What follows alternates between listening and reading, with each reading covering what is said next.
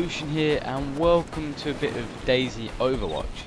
So I visited a little bit back in the early stages of Overwatch with one of my subscribers, that'd be Kevin.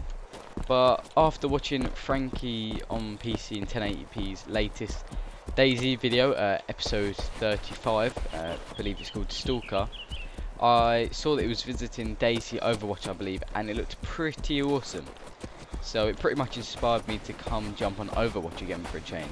So thanks for that, Frankie. So we spawned a Capgalova just along the coast, and we're gonna head here, get a little bit of loot. As you see, there's a Capgalova lighthouse over there, and because this Overwatch has loads of custom building stuff, so maybe I'll be able to scrape the kind of bare essentials from here, and then we can head into Chernogorsk to look for some better loot, obviously. So by the looks of it, we've got some farm kind of loot buildings there. We've got a bit of residential, tiny bit of industrial as well. So nothing too major, but we might be able to pick up a sidearm and a few kind of useful bits and bobs. So server's quite populated at the moment. It was on about 46 players when I joined, I think. I think it's 50 player slot, and it's also got this awesome kind of HUD in the top right. So it tells me blood, humanity, and etc. So I could leave it up, but I feel that it kind of ruins the gameplay, so I'll take that off now. So that's why I'm not actually playing with it on, but I might toggle it on and off as and when I need to, because obviously it displays my blood and how much humanity I've got and kills and stuff, so I'll probably refer back to it at some point. And obviously whilst we're on that note of kind of ruining obviously the gameplay and stuff, I have now actually fixed all my resolutions and stuff. So I'm not sure if you noticed, because I didn't really, but I wasn't actually playing on 16:9 resolution on my like widescreen like I should have been. But long story short, hopefully the gameplay should look pretty awesome now. It's all configured correctly. My graphics are all pretty much in very high. Some are obviously lower for what I don't need, such as shadow and stuff. And obviously I'll try to render my videos in the highest quality possible, usually 1080p or original quality, depending on the time I've got to do the render, because original does tend to take quite a bit longer usually, so that is all kind of down to the time I have. But yeah, so anyway, on that note, hopefully it should kind of make your watching experience slightly better. As I said, there's no drastic improvement, but the HUD fits perfectly, nothing's overscaled, and the graphics should look nice and clean. So hopefully you'll notice that difference, and if you do, be sure to drop a comment and stuff. And if you need any help or want to know what settings I'm using, then just drop a comment and I'll get back to you as soon as possible. And obviously in DayZ Overwatch there are loads of custom weapons, new weapons, buildings and sounds and stuff like that. And as you saw, I was using the M19 old, M1911 old. Sounds pretty badass, big fan of it, just for the pure fact that it sounds awesome. It just takes usual M1911 mags. However, obviously, as you may have seen, it has quite a bit of recoil, but that's all cool with me. Right, so we've got some awesome clothing as well. We'll have this. Wow, okay, not so awesome. I look like a bit of an idiot, but no, it's not too bad, to be honest. Some kind of got some bandana on, a camelback, some webbing, and a nice little headset. So yeah, look like a proper soldier now. So we're not doing too bad. We got a Lee Enfield, M19, and we've got an Alice pack. So yeah, pretty awesome right now, guys. So we've got a little bit of a distance to run, but shouldn't take us too long, and we'll soon be entering Chernogorsk. So I'm just going to kind of cap the difference in DayZ Overwatch to obviously normal DayZ, and this is all just pretty much of my knowledge, so I'm probably going to miss loads, but let's try and start from beginning. So we've got custom buildings and extra buildings around the whole map. I think they've possibly reworked a few places and changed interior designs and stuff like that. Custom zombies and sounds, so as you can hear now is a perfect example of that. Different zombie sound.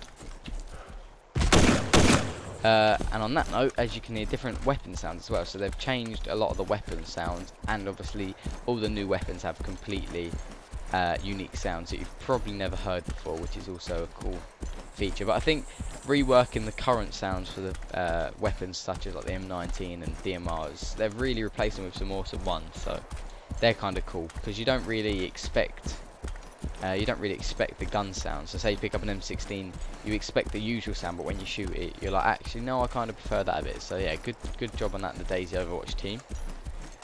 What else have we got? So obviously there's loads of new items, like loads of clothing, weapons falls into a bit, and just general new items in the game.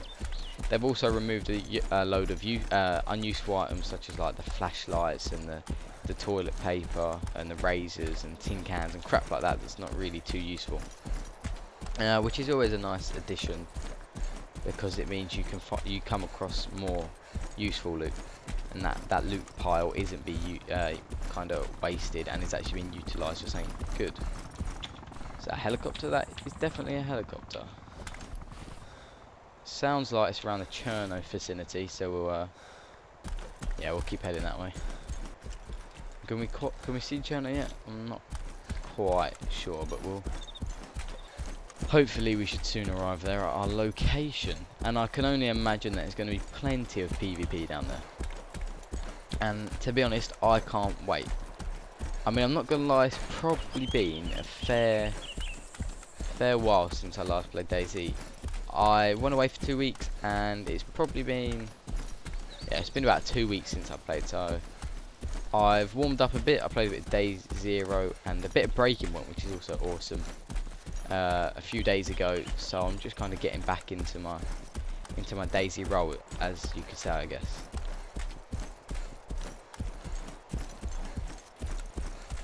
So there is obviously Chernobyl, so as I said, it wasn't too far of a run, and we got quite an ideal spawn location, to be honest.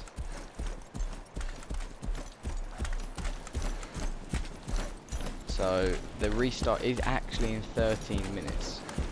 So I guess we'll get into Cherno, start doing a bit of looting, and then we can always jump back on after the restart. Guess that gives us a bit of an advantage for a change, because obviously I'll be able to pick up the new loot spawn. So if there's crap there, then obviously it'll all respawn, and I might get lucky for a change, who knows. So yeah, there's a time counting down. We haven't got too long, but that should be perfect time to wrap this episode by the end of the restart. So let's review the quick HUD they've added. So it displays your blood, pretty useful I guess, because obviously they've changed the blood drops around a few times, and I've just always preferred servers that always chuck the blood count in for you, just so you can get a more accurate reading, because I'm lazy like that. Humanity, yeah, okay, I guess that's useful. How obviously humanity is a weird thing, sometimes it glitches and it's not always that accurate. So you got murders, bandit kills and zombie kills. As you can see there, my zombie kills is identical to my headshots, so going good so far, 2 to 2. It tells you zombies alive in the server currently. They used to display that ages ago, back in the early stage of DayZ, and then they removed it. Not really relevant, but I guess it's always useful to have. So current bandit and hero count. I'm not too sure what that means. Possibly might be like your level of bandit skin. So if you're like level 2, you'd be current bandit count 2 maybe. I'm not sure. But as far as I'm aware, there's like multiple bandit skins and hero skins, and the further you progress through that level, you get the chance to level up. So maybe that's what that's related to. The FPS count, I guess that's also pretty useful. Not gonna lie. It's kind of accurate, it is right, I am actually running at 18 frames at the moment, but hey, ring Cherno, what do you expect? It's a little bit off every now and then, but it's pretty accurate to what I'm actually getting whilst recording. So yeah, that's useful, I'll admit that. Little image of our weapon, cool little feature I guess, and then probably one of the main kind of useful things they've added is the restart, so that's another nice touch. So overall I review that as pretty damn sweet, and of course it displays your name at the top, so let's get rid of that. Yeah, no, overall nice touch on the server, and obviously that's saying server side, it's not. Yeah, this is server side to the server, of course. It's nothing to do with DayZ Overwatch as far as I'm aware. Why don't I like the fact that helicopter's hovering right there?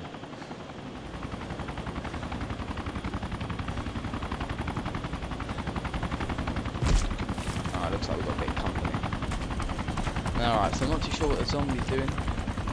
But in fact, that was a custom helicopter, which is also something to add into our list of cool features in Overwatch. Oh, I missed that. That's awkward. What is the zombie doing? Alright, I really need to bandage, so I'd appreciate if you could just leave me alone for a second. Oh, okay. That was obviously too much to ask from the zombie. But we're still, as long as we get out of this on about 11k blood, we should have nothing to worry about. Yeah, so the weapon equipped is what is being shown on the little HUD. Gonna stop running around, or? Damn it. So as you can see, a little bit off my shot. Let's put it down to that. Yeah. The server's actually veteran, so that should mean that nameplate's disabled, and of course crosshairs aren't enabled. Zombies will probably aggro from a fair distance away, which is always a bit of a pain. And obviously maps won't display you on there, and possibly markers won't display. Not too sure on that one. I think you possibly have to be on expert server for that. But it might come under veteran, depends on the server, I guess, and what they've configured it to. So we're kind of playing on quite an elite server, I guess. But it's the way I like to play. I like to play it without too much help on your map. And nameplates is a big one I like to be disabled. And crosshairs doesn't really bother me too much. However, a lot of people I've watched, like during their gameplay, they literally just use kind of hip fire to kill. So I guess that could be a big pain for them kind of people. But it doesn't seem to bother me that much, to be honest. So if we quickly just climb the car park, we'll be able to get a nice little overview on Chernogorsk. That way we can see what's going down. Alright, let's grab this entrenching tool whilst we're here. So I'm not sure if there's self-blood bag and features like that enabled, but I'll always find out later on.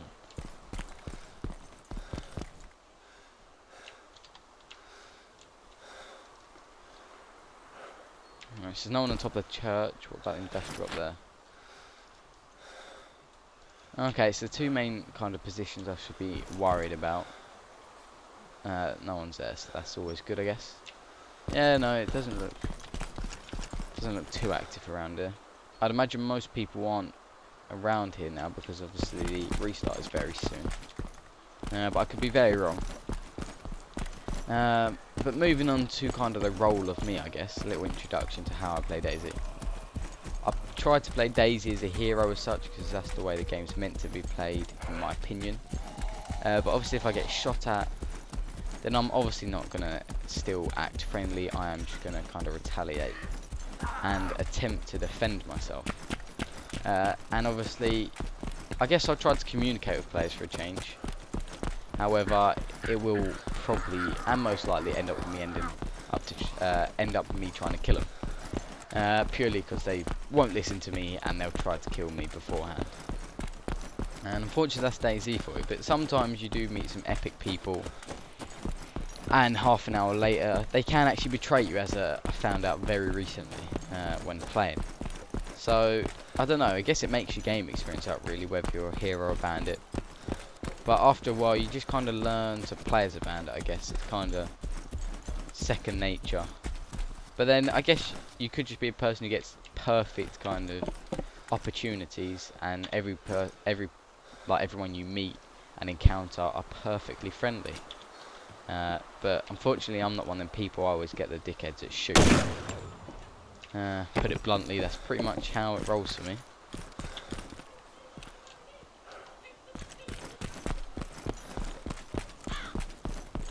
Right, we'll check this pub here.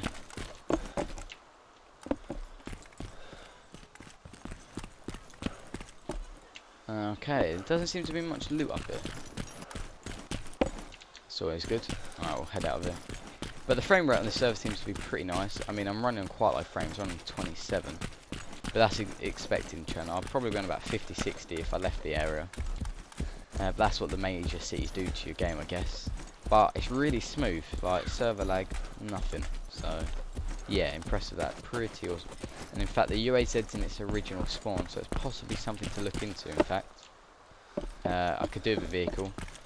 and the UAZ is there, so that's a very possible feature to look at.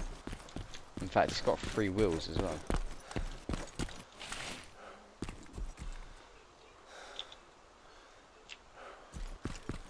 Okay, cool. So I don't think there's any gear in it. It would have said take blah de blah as far as I'm aware if there was. Can of beans, we like them. Lee Enfield mag, also useful. Let's drop the civilian clothing, we're not going to realistically need that. We can chuck the beans in our bag, so we've got them for spare.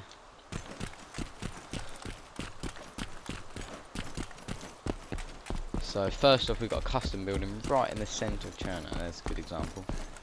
It's a supermarket, so I'm not going to complain. Hopefully I can get a nice tool like a map or compass.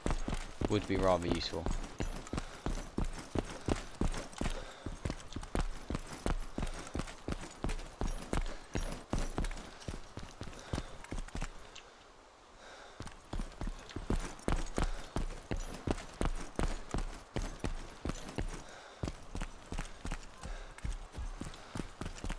What is that? Zombies hanging down. Wasn't too sure what that was for the first look, and then I realised. I was trying to figure out whether it's a glitch or a zombie or what. So I think what we're going to do is we're going to head over to the church, and then we can check the supermarket and the fire station on the route. And then we can loop back around to go to the military tents. But right now we've actually only got 3 minutes to wrap this episode up. So we're going to have to do a quick check in the church. I'll most likely disconnect there, but although I would like to check the fire station. Is it possible? Okay, we're going to skip the church straight to the fire station, purely because them military loots could be useful. I mean, I could do with a nice weapon. The Lee Enfield's good, but you need to be very accurate shot for it to be effective. Okay, I just put this clothing on and I want to take it off because of the massive backpack. It's ridiculous, but I can leave that to later to do. I'm always going to keep checking because them ghillie suits are always nice to have, so I'm going to be looking around everywhere for them.